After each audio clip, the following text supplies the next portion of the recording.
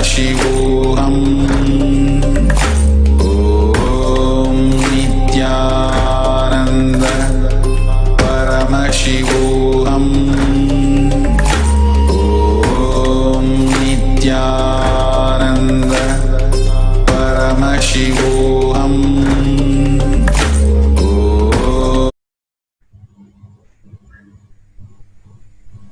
Nithyanandam Paramasukhadam Kevalam Jnanamurtim Dvandvatitam Gagana Sadrisham Tattvamasyaadilaksham Ekam Nityam Vimalamachalam Sarvadi Sakshibhutam Bhavatitam Trigunarahitam Sadgurum Tam Namami. Nithyanandam, welcoming all the viewers, those who are watching us live through Nithyananda TV, through Kailasa TV, Hinduism Now TV, through Facebook Live, YouTube Live, Twitter Live, and through Enlightened. Once again, welcoming all of you for this segment of Morning Satsang. Before we begin, I just wanted to share a small gist from yesterday's satsang which Swamiji delivered. Tyaga is an umbilical cord which connects you to Paramashiva. First, let us understand what exactly Tyaga is. One thing we are able to understand, that one is you, one is Paramashiva, and there is a connection which is happening. And that connection, the bridge, happens through Tyaga. But what exactly Tyaga is? Normally we understand Tyaga is like sacrifice. But Swamiji said Tyaga is not sacrifice. Tyaga comes with powerfulness. You are not sacrificing. It's like, it's not sacrificing and leaving everything, but asserting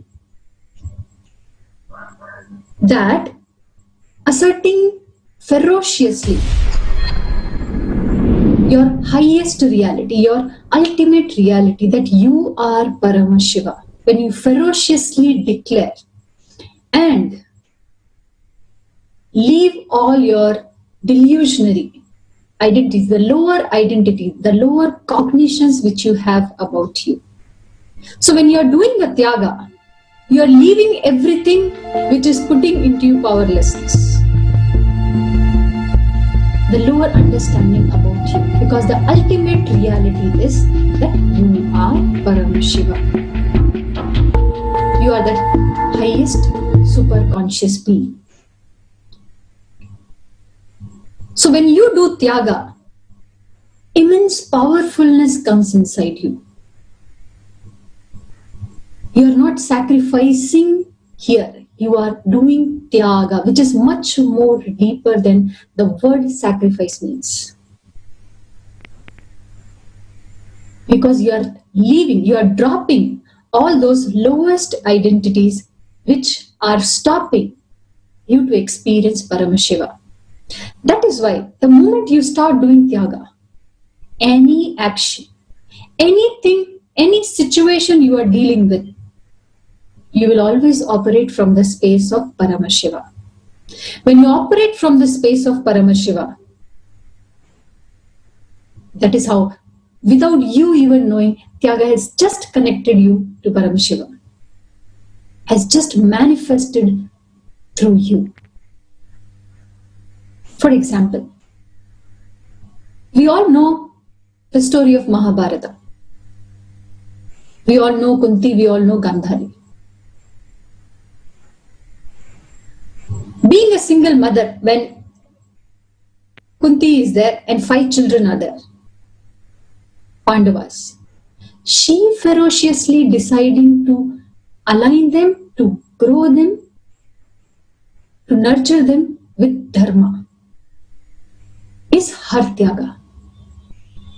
But on the other hand, Gandhari tying her eyes just because the husband cannot see, that decision was out of powerlessness. just withdrew. That I will also tie my eyes, let me be like that. But we all have seen the entire generation, all the Kauravas, is full of negativity. Tyaga brings powerfulness. Whenever you ferociously declare and assert your highest, ultimate reality, that you are Paramashiva.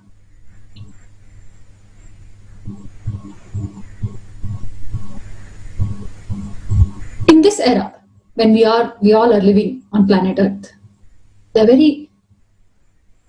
it's so rare to see this kind of Tyaga.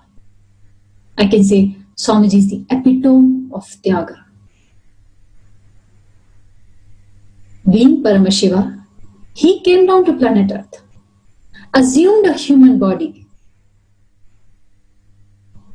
After assuming a human body, the way persecution is happening, the way attacks are happening, all kind of sufferings, all kind of pain, everything. For all that, Swamiji says, yes, I will take it, because he wanted to establish dharma.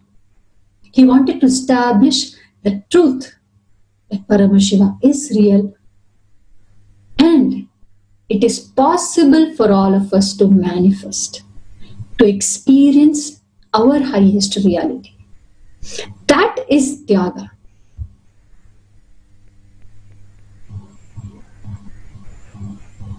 Where continuously, day and day out, when Swamiji is getting attacked, persecuted, in all the dimensions,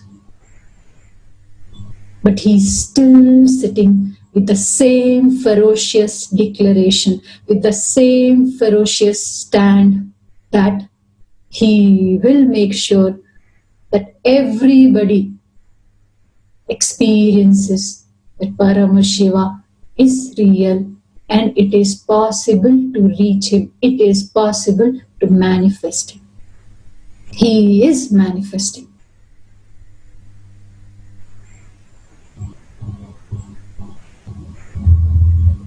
In this ongoing persecution, you all have been seeing the various aspects, various ups and downs. Even at this moment, Swamiji is only assuring that every single being is only experiencing that highest truth, that they are Paramashiva.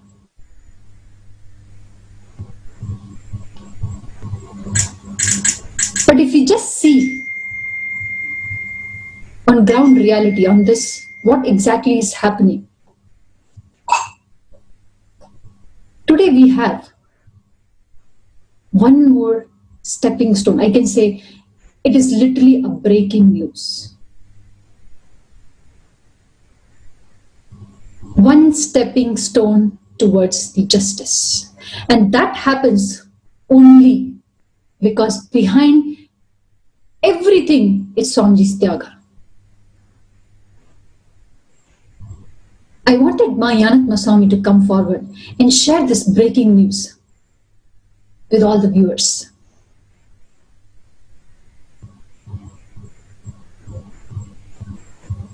Nithyananda. Welcoming all the viewers for today's pre-satsang segment. Today, we have a very important news to share with all of you. A breaking news, a first step towards justice for the victims of the persecution. A first step as a relief for all of us who feel pained by the destruction of the Yogini Sarvagyapeetham, who feel the need for the revival of the enlightenment ecosystem. This is a first step and I would like to share the breaking news with all of you. The breaking news that I have to share with all of you is the turning point and the first step as a relief for us is that our complaint on Kulnari Janardhan, his wife Bhuvaneshwari, and the Child Welfare Committee authorities has been accepted. And more importantly, the court has ordered an immediate investigation on Janardhan, Bhuvaneshwari, and the CWC authorities for the atrocities, for the harassment, the illegal harassment and torture that they did to the young Gurukul Balasans, minor Gurukul Balasans, as young as the age of 5. Based on a false complaint by Kulnari Janardhan and his wife Bhuvaneshwari, there was an illegal investigation violating every basic human right of an young minor child who were the Balasans of the Nithyananda Gurukul. So based on the section 12 of the POCSO Act, a complaint has been successfully filed and the court has ordered an immediate investigation on Janardhan, his wife Bhuvaneshwari, and the Child Welfare Committee, the CWC authorities. This is the first step, a breaking news that we would like to share with all our viewers today, all the disciples and devotees who have been with us through this persecution in Yogini Sarvagyapeetham in Gujarat. For the last 3 months, we have been subject to immense torture, harassment, hate speech in the media demonization, all sorts of human rights violation, women's rights violation, children's rights violation in Gujarat, which led to the arrest of two innocent monks for 82 plus days in jail, which led to the 2 monk sisters who were almost literally forced to leave the organization and leave Gurukul because of the false case filed by their father Kulnari Janardhan. The false case and the false complaint filed by Kulnari Janardhan led to 100 policemen barging into the living quarters of women and children at the wee hours of the night without a notice. It led to the demolition of the Yogini Sarvagyapeetham in Gujarat. It led to the closure of the Nithyananda Gurukul in Gujarat. It led to the demolition of our Adinam, the temple monastic complex in Yogini Sarvagyapeetham in Gujarat. And not to mention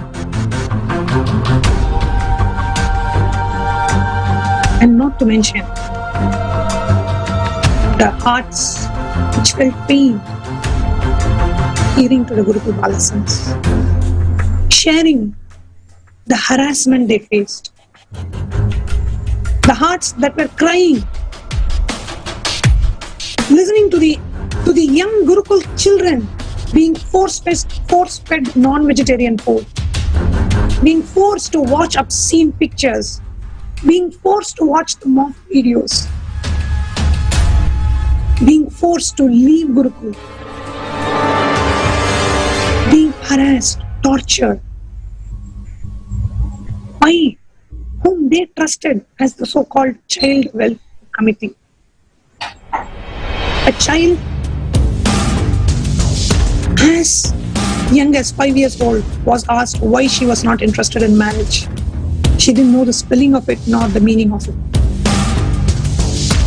A child as young as 6 years of age was not allowed to go back to her mother to play, was harassed for hours and hours.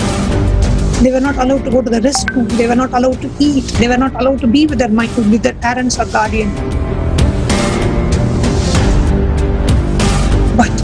They withstood it.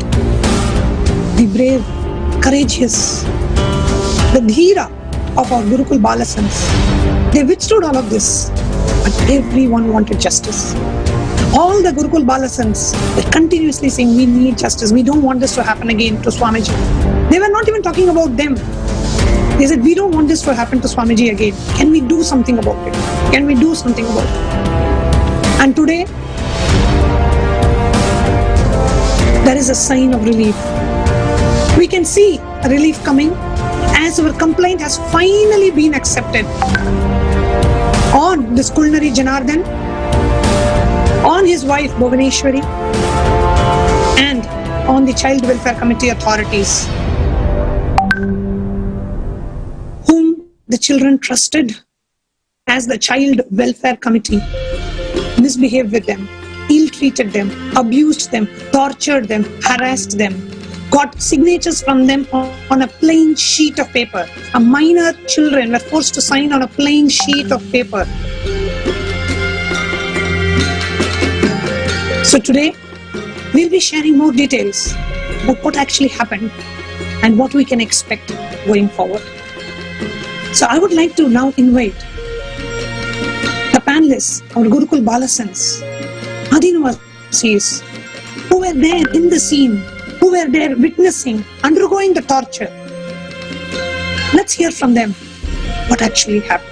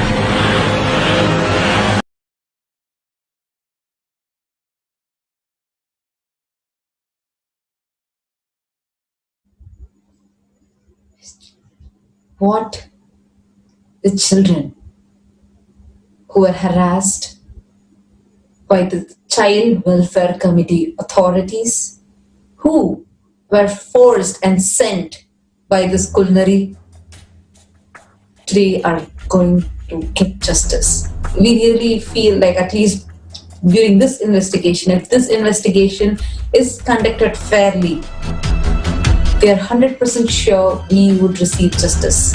What all has happened, what all kind of miseries, what all kind of tortures that children were put through. We have shared this earlier, we had shared this multiple times with all of you. But today, it is really the time that we all would like to again share all the different atrocities faced by minor children.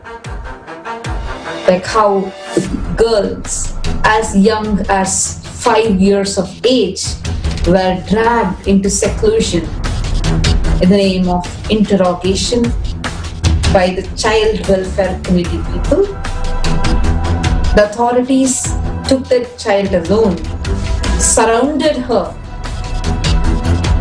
and asked questions, very vulgar questions, showing obscene videos and asking, why don't you marry? And what is your interest on marriage? And they, all of us are also going to know how Just one man's cunningness, one man's cheap greed, one man's wanting to display can easily be done just by buying the media, just with the power of money, illegally attained money. Kullari, the cunning fox Janardhan, who is the man behind this entire attack on Yogini Sarvagyapeetham. He is that one drop of poison that today has caused so many hundreds of sannyasis being homeless, so many female monks being harassed, 2 monks being detained illegally in prison. Just this one man, Pullari Janardhan, has been able to instigate CWC, the Child Welfare Committee, to come and directly harass the children. This one man, Pullari Janardhan, is able to instigate the CWC to show pornographic content for minor children. This one man, Kulnari, cunning fox, he is able to instigate more than 100 men to raid the campus, which is only for women at night. This one man, Kulnari Janardhan, is able to instigate police to illegally detain 2 of our Hindu monks. This one man, Janardhan, is able to instigate the entire Indian media with the use of money to project wrong information, to promote wrong news about Swamiji and the entire Sangha. And that one man is able to create a huge atrocity material, mass atrocity material solution, just to do a cultural genocide of Sanatana Hindu Dharma, spreading so much of false hatred all over the media and social media. This is something atrocious that we all have been facing.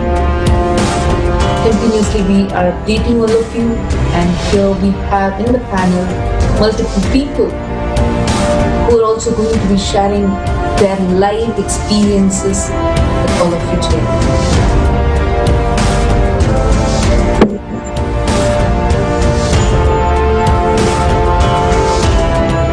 Nithyananda. So, as they are all sharing, when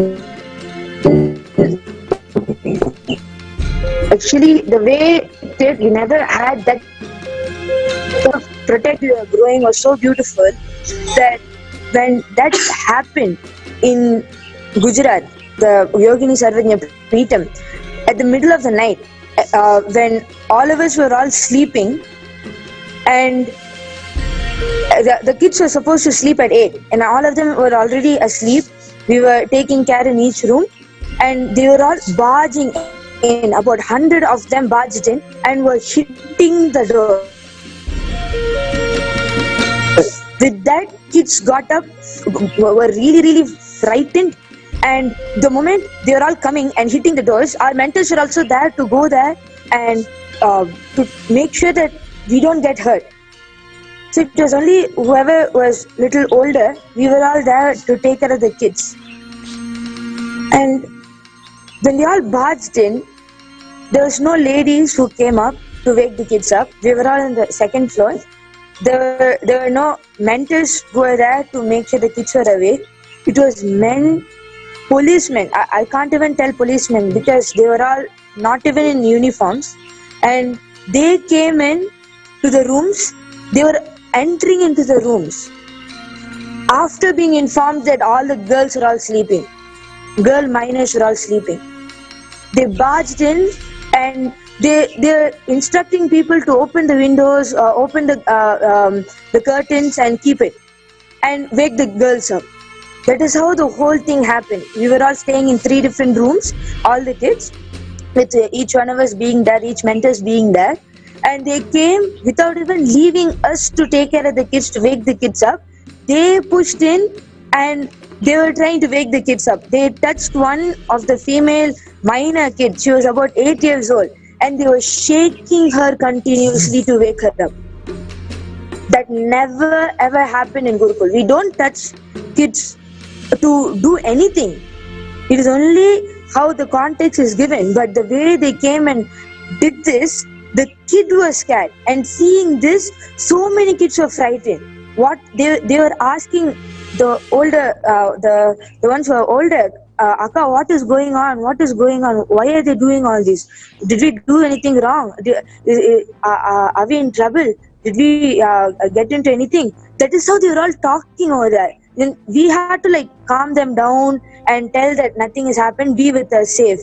And when the kids were all coming close to us and standing next to us, they were taking photos, telling to stand straight properly as if we did some crime over there.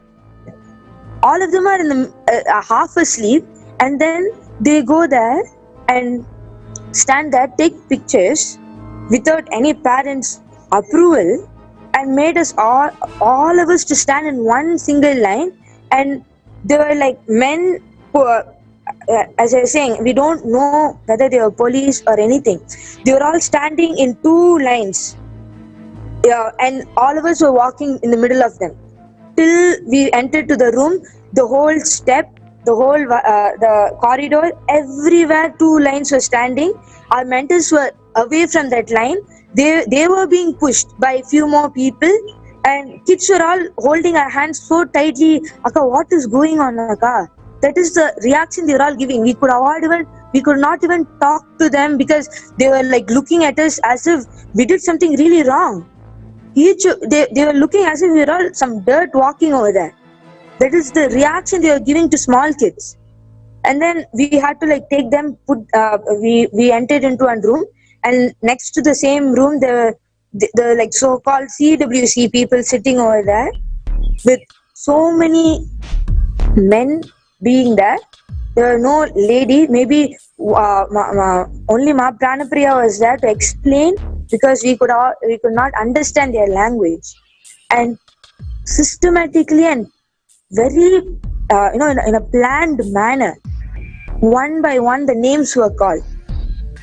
We thought, okay, we'll send each kid as per one by one who is awake properly and all that.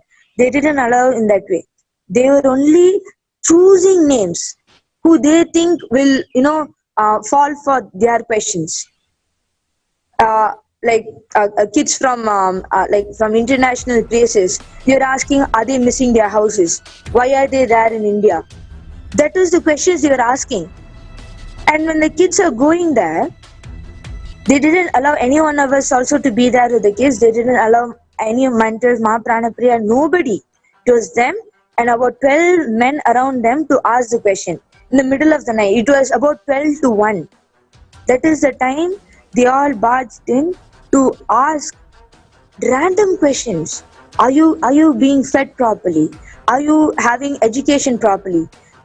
Did you meet these kinds of people? Did you attempt suicide? These are the questions they are asking to 14-year-old, 10-year-old kid. What are they going to answer? It's actually, to be really, really frank, only when they came, when the CWC came, when the police officers, when they barged in, our education was stopped, food didn't come properly, our security was not proper because of that. And right after the whole explanation was going on, there's one time when all the kids were interrogated. At that time, as they were explaining, the kids about 7 to 8 year old, they were shown some videos without the mentors. Mentors were requested to not even see the kids at the whole 3 to 4 hours of time. And 5-year-old kids were all asking, can I go to my parents? Can I go? I'm feeling sleepy. But they were not allowed to do anything of those. This was really it was painful to look at the kids. Every day for past 8 years, I've been seeing all the kids, how happy they are.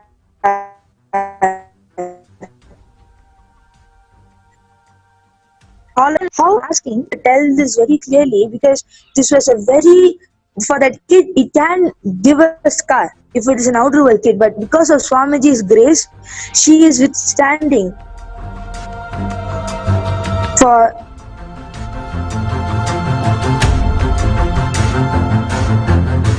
what she is believing. That some 8 cases.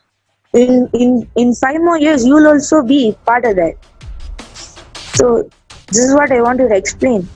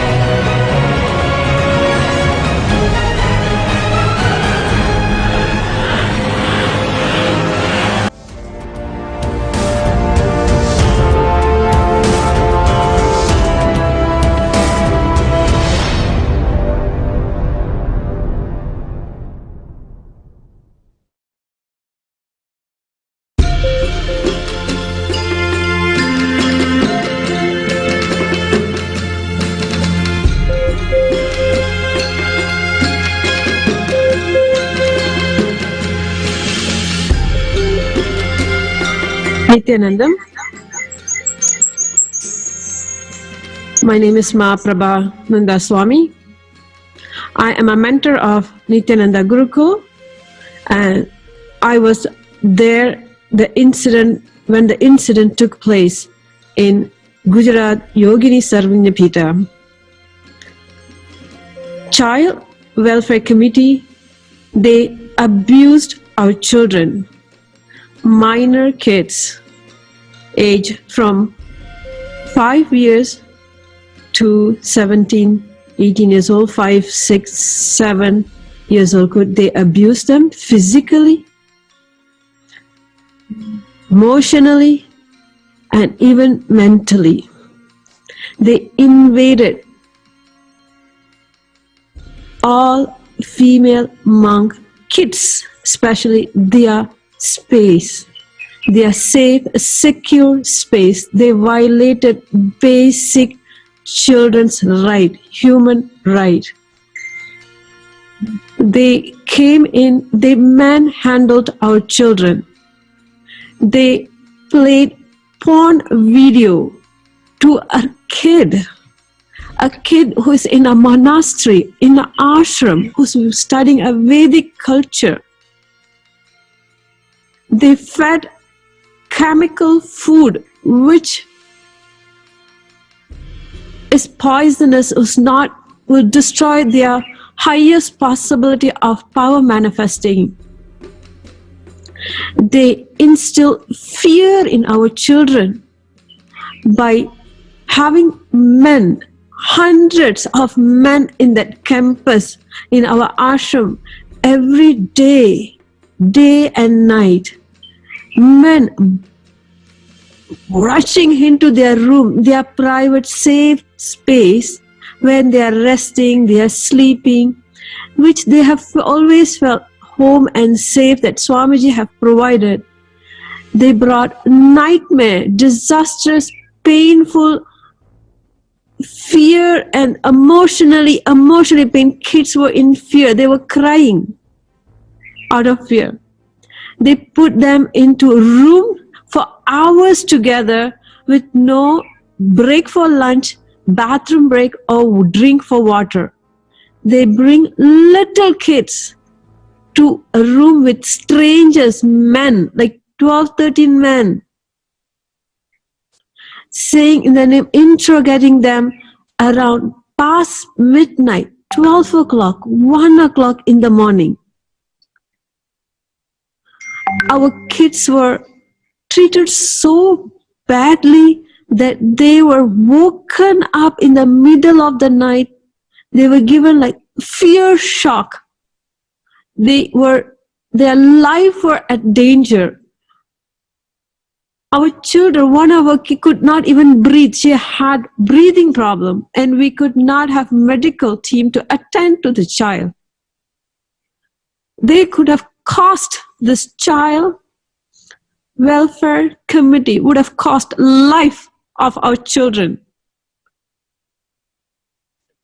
We thought they're going to protect our children. In the name of protecting the children, they abused the Gurukul kids who are there studying Vedic culture, who are practicing spiritual Shaktis and helping the community. They are beautiful beings that Swamiji has brought up.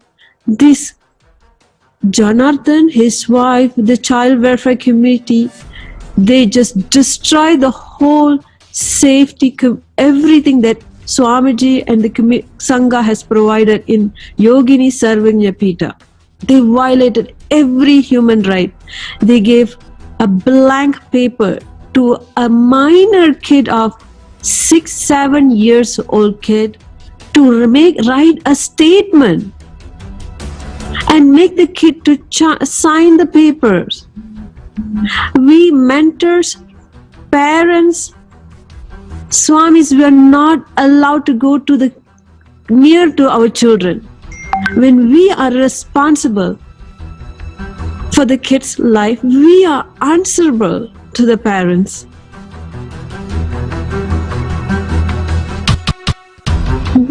Every night, there will be a group of men. They will be gangsters. They were gangsters shouting. They pushed they pushed the kids. They pushed the child. They manhandled the kid. Just when they force our kids to stay in a room with no real proper ventilation,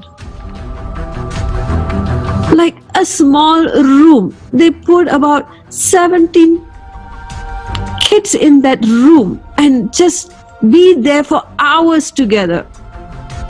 They could not talk to any one of us. We could not help them. They're just giving eye contact and we are like helpless. We think our children were trapped. They were not able to do their basic needs, basic spiritual practice. They could not even use their bathroom for a kid.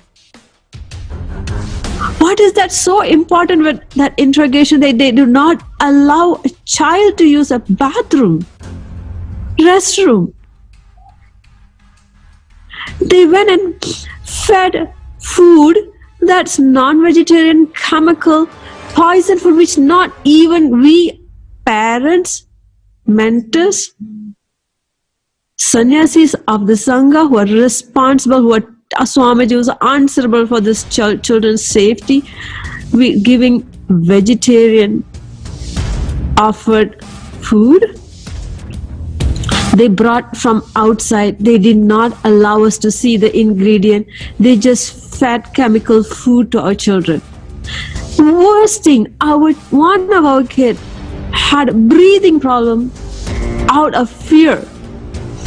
She had a fear shock the night, how they came and woke her up, how the huge men, suddenly for them to see men standing in front of her, she had a breathing problem. Her life was on thread.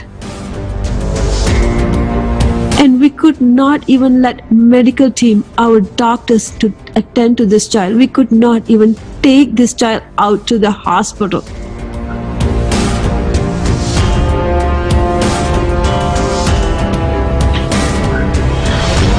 Every day, all kinds, anything that you can possibly imagine, there will be men shouting, screaming. Even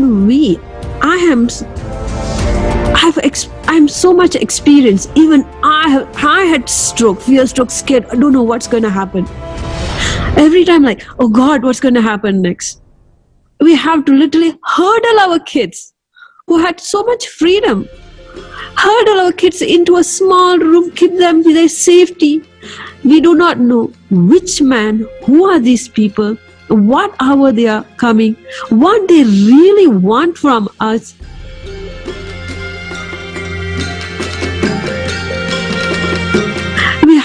There are days we don't even know if our children will get food. Because they took over our gate security and they did not allow us to even go and procure vegetable or groceries. It was complete violation. It was complete abusal to minor children, female kids and female monks. Men shouting, screaming, gangsters just hijack our place. Throwing the stones, throwing glasses, so many things. Smoking cigarette in a pure Vedic room, a Vedic ashram. What were they trying to prove? What safety were they trying to give us?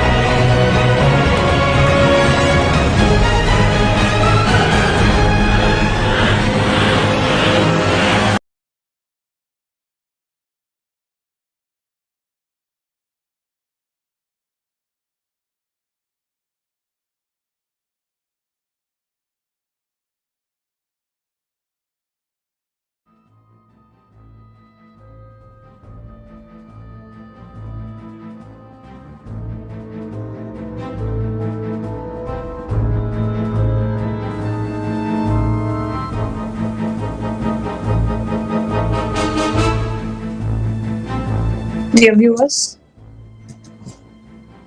wanted to share some more details about the complaint filed on Janardhan, Bhuvaneshwari and the Child Welfare Committee authorities. The Gurukul parents, the pained and the hurt Gurukul parents have filed this complaint, the petition, in the POCSO court. What is POCSO? POCSO is the Protection of Children from Sexual Offences, POCSO, POCSO Act 2012 was enacted to provide a robust legal framework for the protection of children from offences of sexual assault, sexual harassment and pornography, while safeguarding the interest of the child at every stage of the judicial process. So the Gurukul parents who heard the atrocities committed on their children by Janardhan, by the Kulnari, Janardhan, his wife, and the Child Welfare Committee authorities have filed a complaint, a petition in the POCSO court, which is a magistrate court, and basically outlining the illegal way the children were interviewed without the consent of the parents. They were literally called midnight at 2 a.m. for investigation. They were dragged out of the room for investigation at 2 a.m. in the night. They were shown own videos. They were made to sign on a blank sheet of paper. They were made to eat food without being checked by the guardian or the ashram authorities on whom the Gurukul parents trusted. There were no guardian around the children, no guardian or parent around the children when the Child Welfare Committee or the police authorities interviewed them.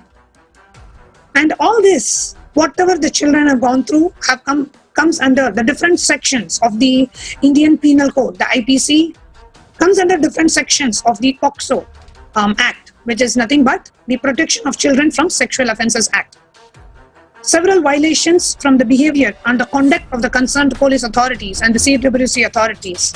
So it comes under these following sections on which the petition has been filed. Section 11, sexual harassment. Section 67A, which is punishable under the Information and the Technology Act. Section 293, which is showing obscene objects to minor persons. The breach of Article 25, which is the freedom of conscience practice and the propagation of religion. IPC Section 295A, insulting the religious beliefs, malicious attacks intended to outrage the religious feelings. Section 298 of the Indian Penal Code, uttering words to hurt the religious sentiments, feelings deliberately. Section 361 of the Indian Penal Code, lawful guardianship with consent and the permission of guardians. Article 21 of the Constitution of India, breach of human rights violation of the privacy of children. Section 162 under the Indian Penal Code, IPC, they are compelled to sign a statement and or also on a piece of paper. So basically the overall complaint covers all these sections. And also the Kulnari Janardhan was the main kingpin, provoking and instigating both the police and the CWC to ask questions, to show them these pictures, to show them these obscene videos. He was behind the entire investigation. It is based on his words that the CWC authorities and the police acted the way they did. And the court has accepted the complaint and they have given an order. Under the Section 12 of the POCSO Act, the court has ordered for a very detailed inquiry and they have ordered an FIR to be registered.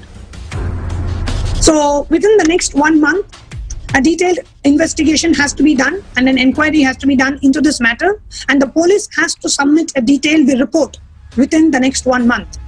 We are expecting the FIR, the first information report, to be filed in the next few days. So this is a great breaking news for all of us, a first step towards justice, towards stopping the atrocities on the innocent, brave Gurukul Balasans.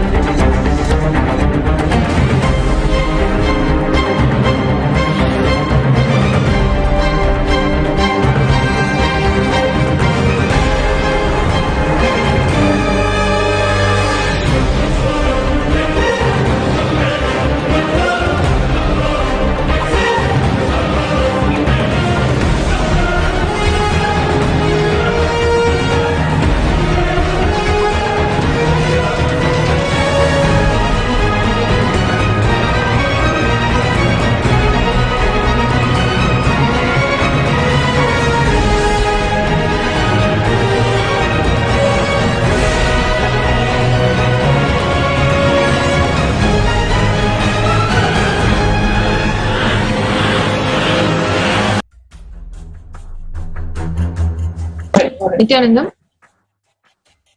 I want to share like how Jnanatma Swami was saying how the illegal action has been taken on the kids.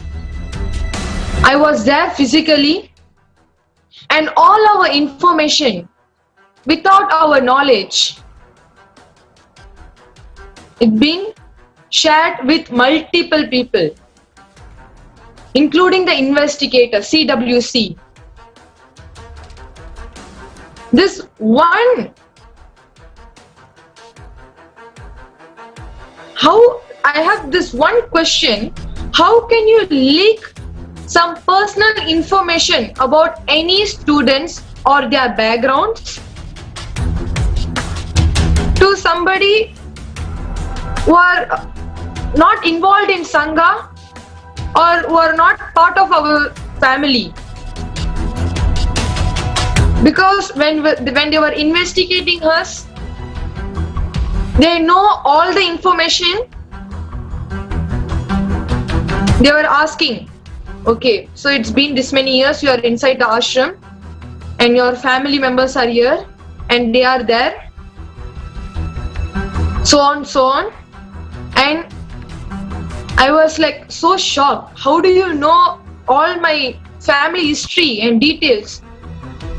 Who told you all these things? And this is something ridiculous.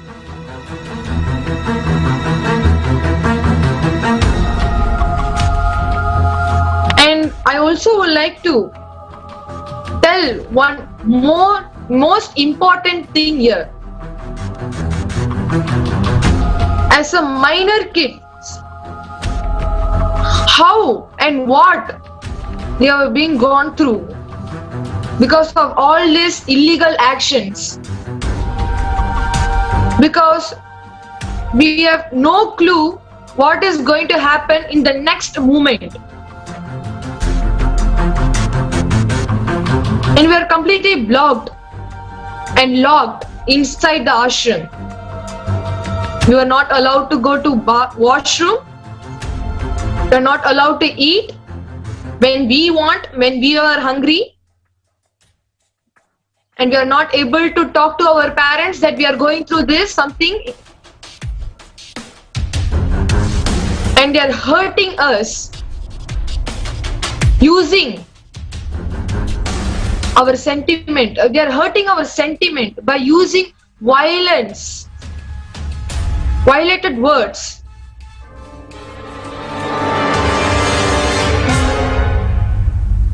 How can you follow a man who has raped so many girls? How can you have jata? How can you wear orange color sari? All these questions, they know very well that it will hurt us. Hurt all the kids.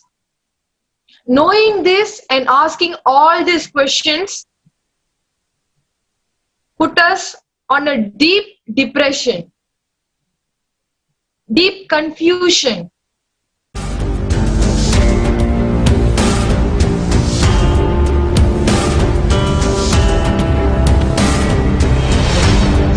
And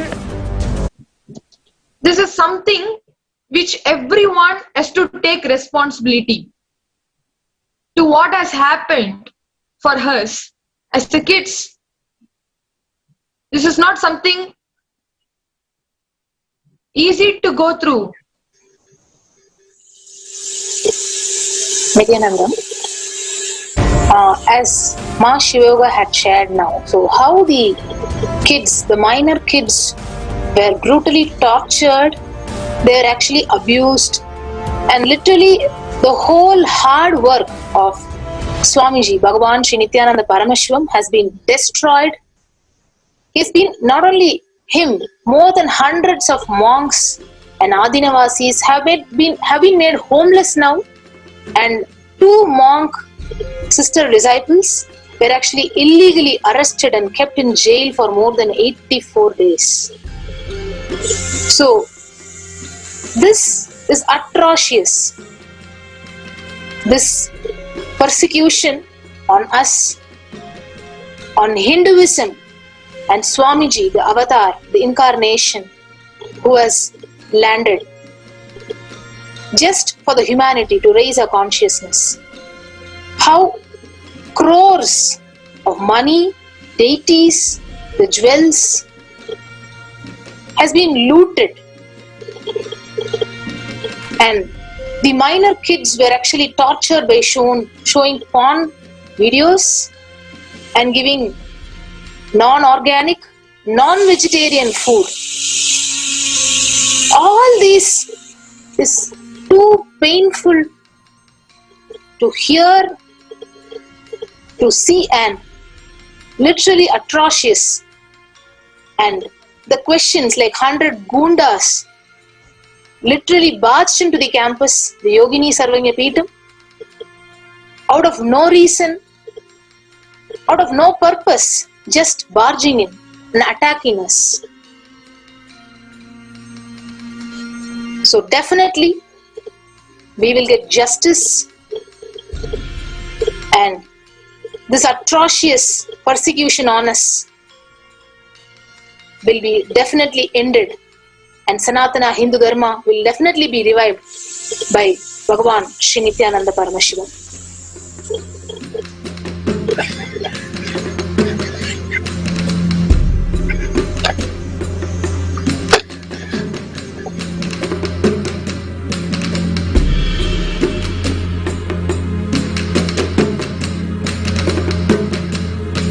Where he works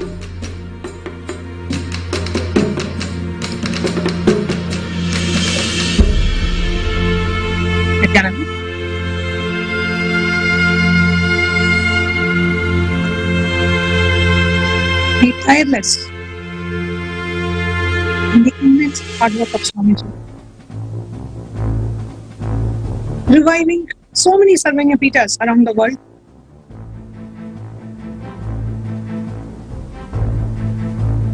In spite of the attack, whether it is be on Gurukul, whether it is on himself, in spite of the assassination attempts.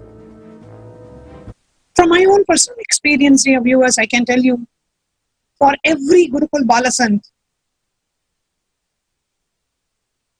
I can share hours and hours. I can share from my own personal experience, from what I have seen living around Swamiji for the last 10 years. The number of hours that he has spent grooming every single Gurukul Balasant, planning for their future, planning a Pita, planning a Sarvagyapeetham for each and every Gurukul Balasant. Swamiji has shared so many times, by the time all of you are 18, I need to establish a Pita for you to be, to enthrone you as the Mahasannidhanam. And he has revived, whether it is the formats, the 13 kingdoms, the Sarvagyapeethas around the world. He has worked because he wants to build a future. He is planning a future for each and every Gurukul Balasant. The minute they are enrolled into Gurukul, Swamiji takes complete responsibility for the Gurukul Balasant, keeping the Gurukul Balasant, ensuring that that child grows up in the right ambience, the parents are set the right context, so there is a completion in the family, and the right ambience is created for every Gurukul Balasant to grow. I can give an example. One of the Gurukul Balasant, Swamiji's vision for him is to build temples. It's to revive the culture of building temples and re-establishing temples and the temple-based ecosystems.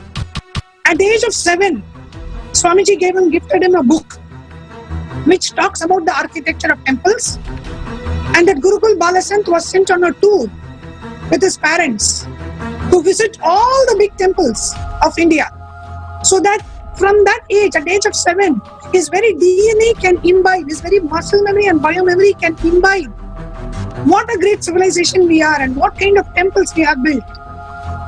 For over 2 weeks, this Gurukul Balasant was sent on a tour to just imbibe Swamiji's vision for him.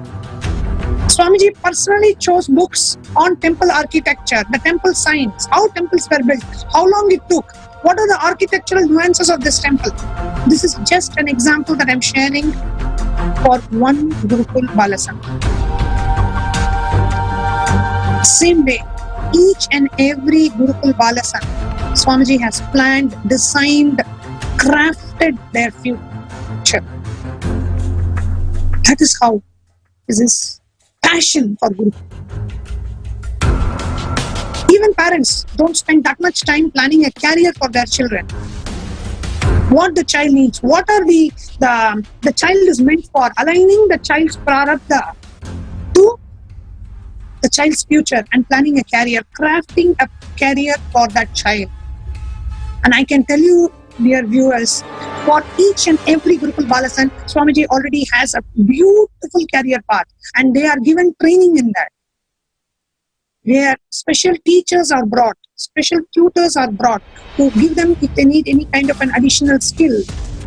We have built infrastructures just in the Adi Kailasa Sarvagyapeetham in Bengaluru. Infrastructures to support, to create that ambience. They are taught the right knowledge, they are given the right books, right tutors are brought in. And this is what Swamiji has contributed to the life of each and every Gurukul Balasana. And this Janardhan, this culinary Janardhan and the authorities have absolutely no right to disturb what Swamiji has created in the children.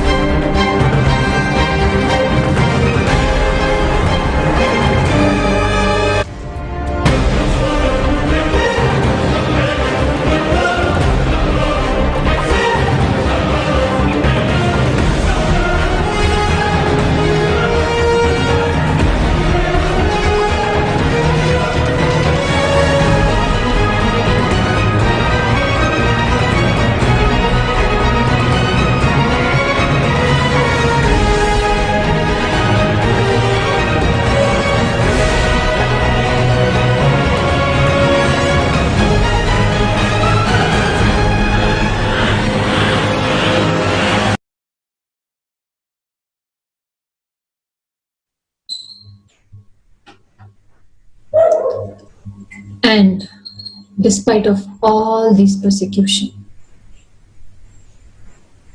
from all the way when the attacks are happening, Swamiji is holding his integrity high, holding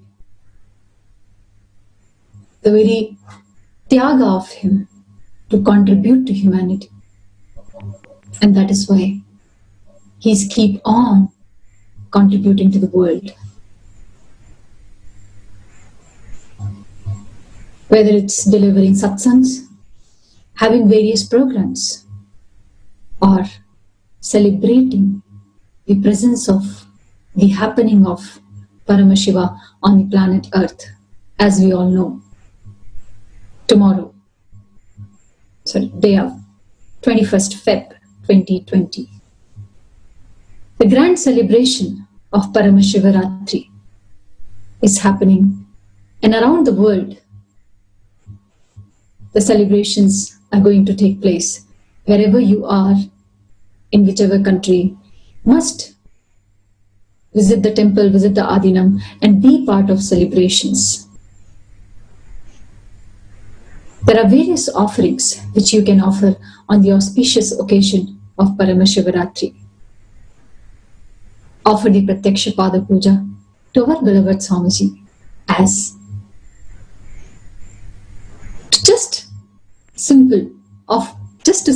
simply offer your gratitude, say thank you to be part of our lives, for happening in our lives.